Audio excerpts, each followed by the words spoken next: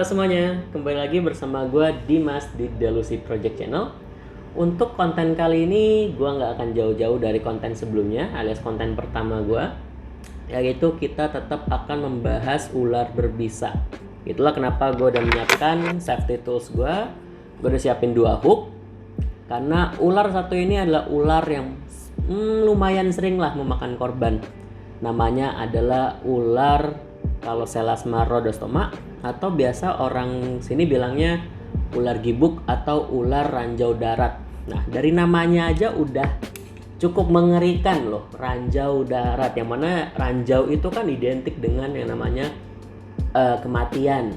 Nah, dan itulah ular yang akan kita bahas kali ini. 2 hook ini gue simpen di tempat yang terjangkau buat gue, karena untuk para venomous keeper tolong be responsible keeper ya. Jadi ketika emang kita ingin berinteraksi dengan ular berbisa peliharaan kita ingin buka kandang, kita harus selalu menyiapkan peralatan safety. Gue punya 2 ular, ada yang kecil, ada yang besar. Nah, kita bahas yang kecil dulu, yang ukuran kecil sebagai pemanasan. Nah, ini sebenarnya ularnya sama-sama kalau Selachma rhodostoma, cuma beda ukuran aja dan warnanya juga berbeda. Nah, yang pertama yang kecil nih buat pemanasan, kelihatan nggak nih? Ini kecil, ya nggak kecil-kecil banget sebenarnya. Kalau untuk babynya itu jauh lebih kecil, bahkan lebih gede kelingking gua dibanding babynya ya. Ini hitungannya sudah juvenile atau remaja.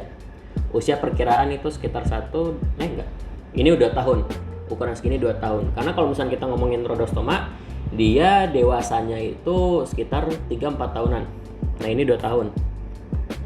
Nah, ular ini kenapa disebut ular ranjau darat? Nah, mungkin dari fisiknya ada yang sudah mulai memahami kenapa disebut ranjau darat.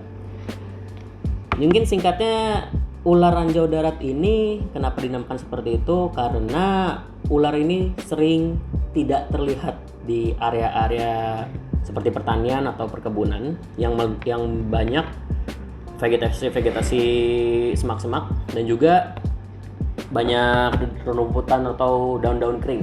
Karena apa? Ular ini kan pasif ya. Ular ini sangat pasif, ular yang menyerang ketika emang mereka merasa terusik, dan sering banget para petani yang memang menjadi korban atau mungkin pemukim yang sedang berjalan di area-area perkebunan pertanian, mereka tidak sengaja menginjak ular ini dan akhirnya mereka tergigit. Itulah kenapa disebut ular ranjau tanah. Bahasa orang lain juga banyak yang ngomong ular gibuk ya, tadi gue bilang. Nah, ular ranjau tanah ini itu sangat berbahaya. Ini termasuk ular viper. Ular ranjau tanah ular viper yang memang memiliki bisa hemotoksin juga. Dan sepengetahuan gue, ini mungkin koreksi kalau salah, dia juga mengandung sitotoksin. Sitotoksin itu menyerang sel seperti jaringan daging, jaringan otot, yang mana itu akan menyebabkan sebuah pembusukan. Mungkin untuk lebih jelasnya gue akan mengeluarkan ular ini dan gue taruh di alas yang satunya, mungkin biar lebih kelihatan juga. Pelan-pelan, ngapain pegang? Kalau untuk yang kecil sih 1 hook cukup ya. Nah, ini ada yang nggak kelihatan ya, mohon maaf. Nah, ini ularnya sebenarnya ular yang pasif. Dia akan mulai lari atau menyerang ketika memang sudah merasa terusik. Ketika mereka merasa nyaman dengan tempat mereka biasanya diam. Dan sebenarnya lebih bagus untuk menghandle ular ini, bahasanya yang menghandle tapi bukan berarti memegang ya. Menghandle ini tuh menggunakan grab stick. Grab stick itu kayak jepitan cuman panjang, dan lebih rekomen kalau pakai yang besi, jangan yang plastik, karena kalau plastik itu nggak terlalu kuat. Karena apa? Kenapa kita harus menggunakan grab stick lebih bagus ya? Karena kalau misalnya ular terestrial, dan ini kan ular terestrial ya, itu ular yang hidup di area tanah ya, bukan ular pohon yang arboreal. Nah, kalau misalnya ular terestrial itu agak susah di hook biasanya. Karena apa? Dia tidak, misalnya kalian lihat, dia tidak mengikat si hook, maksudnya tidak melilit si hook. Akhirnya gampang banget jatuh, gampang banget kabur. Itulah kenapa kalau misalnya kita miara rhodostoma, at least coba punya memiliki itu dulu ya, beli grab stick dulu. Kalau gue sih nggak punya.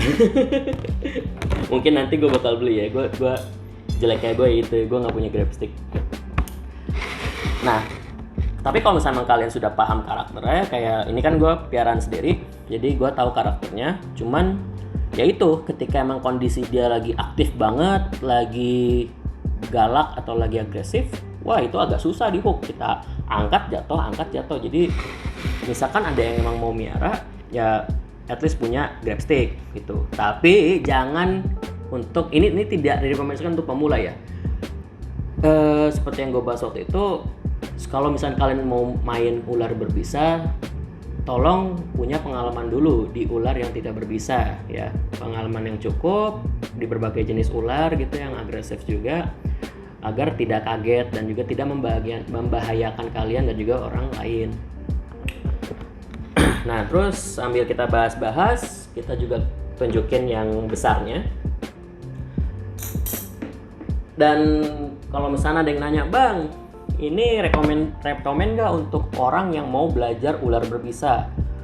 Sebenarnya untuk menjadi ular pertama kalian, misalkan kalian udah pernah miara ular yang tidak berbisa sebelumnya, terus mau pindah ke ular yang berbisa, gue sih nggak terlalu rekomen ular ini.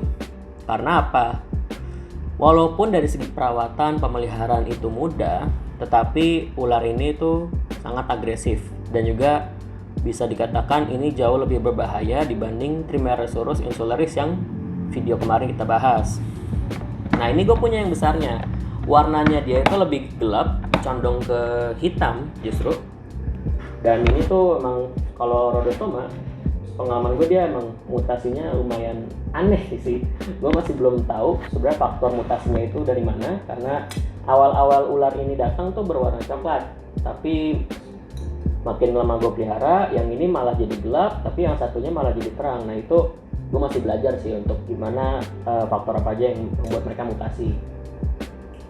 Nah tapi kalau misalkan yang besar ini sebenarnya bisa dikatakan lebih kalem ya dibanding yang kecil. Cuman kenapa gue menggunakan 2 hook? Ya, seperti tadi gue bilang, ular Rhodostoma tuh bukan ular yang mudah di hook ya. Dan juga mereka, hewan-hewan ular berbisa terestrial ini, itu memiliki kemampuan untuk melompat. Jadi kalian harus berhati-hati ketika emang berada di dekat ular jenis ini, karena dia bisa melompat dan bisa menyerang kalian gitu loh. Makanya gue harus menjaga jarak aman terhadap ular ini. Misalkan kalian lihat juga motifnya itu seperti daun kering. Itulah kenapa banyak orang yang tidak melihat ular ini akhirnya diserang, digigit. Dan banyak juga yang tidak melihat ular ini ketika setelah digigit, jadi mereka tidak ngeh gitu lah. Mereka tidak aware kalau misalnya mereka setelah digigit. Karena ular ini tuh kenapa disebut raja ular? Karena tidak terlihat di antara permukaan tanah yang memang, apalagi banyak vegetasi rumput-rumput yang berwarna coklat atau rumput kering atau daun kering gitu loh. Makanya ular ini sangat-sangat berbahaya. Nah, ular ini memiliki panjang maksimal itu sampai 80 cm, kurang lebih ya. Mungkin bisa aja yang ada yang sampai 1 meter, tapi gue belum pernah lihat juga. Kalau ini sih sekitar 70 sampai 80 ya. Gue belum pernah ukur juga sih, tapi lumayan besar ular ini. Nah, untuk jantan betinanya berbeda dengan insularis, ular Rhodostoma itu perbedaannya nggak terlalu jauh, nggak terlalu signifikan.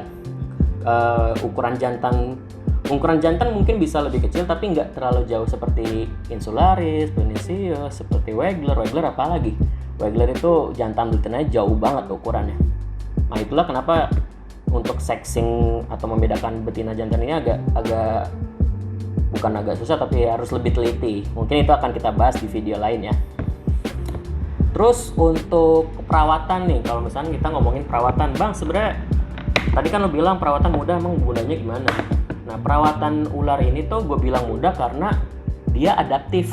Dia nggak terlalu sensitif terhadap suhu atau terhadap kelembapan, karena gue sempat memiliki treatment yang berbeda terhadap setiap spesimen Rhodostoma. Gue setting ada yang kandangnya lembab, ada yang setting kandang kering, ada yang panas, ada yang dingin. Itu mereka tetap mau ada pola makan, tapi ya tetap adaptasi. Bukan berarti satu hari gue bikin panas, satu hari gue bikin dingin, tapi emang sudah terbiasa di suhu dingin, ada juga yang sudah terbiasa di suhu panas. Nah itu mereka tetap bisa mau makan gitu. Berbeda lagi misalnya kita ngomongin soal Trimeresurus pernicious, itu menurut gua ular yang menurut rada kompleks ya perawatannya, rada sensitif.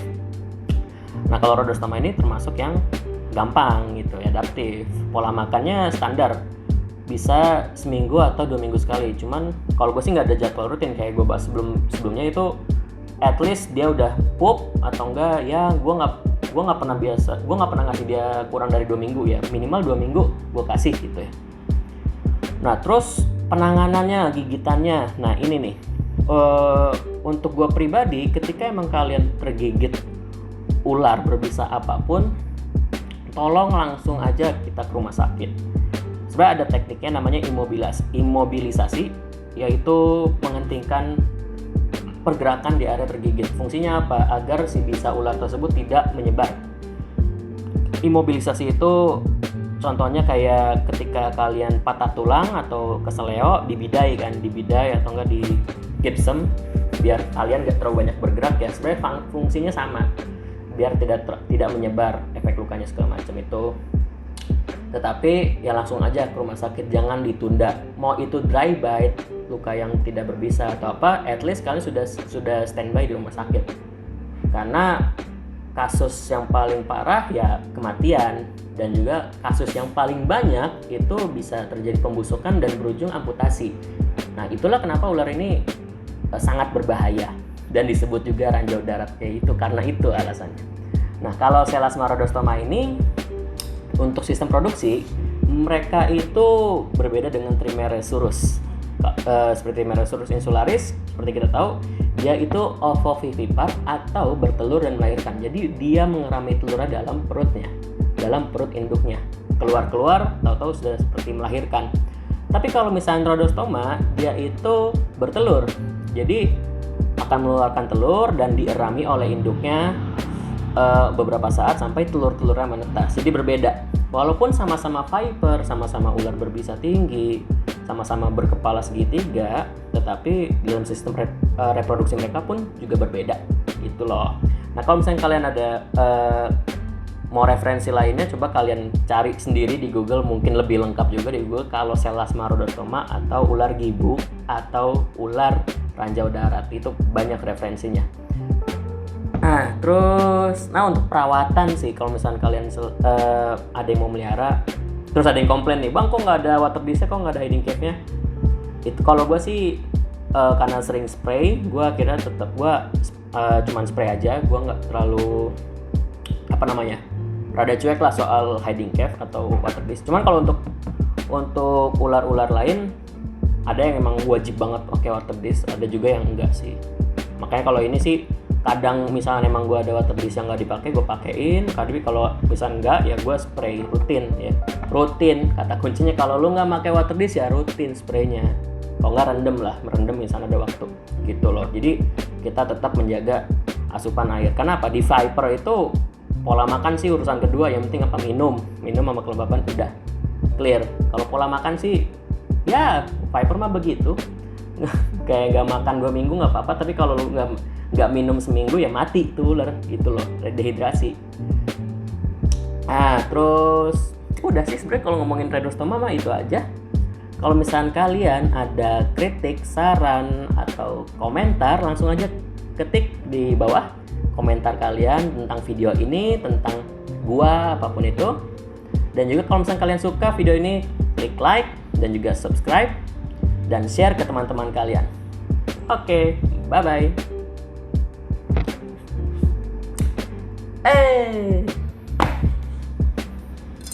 Ada pegel semutan aja.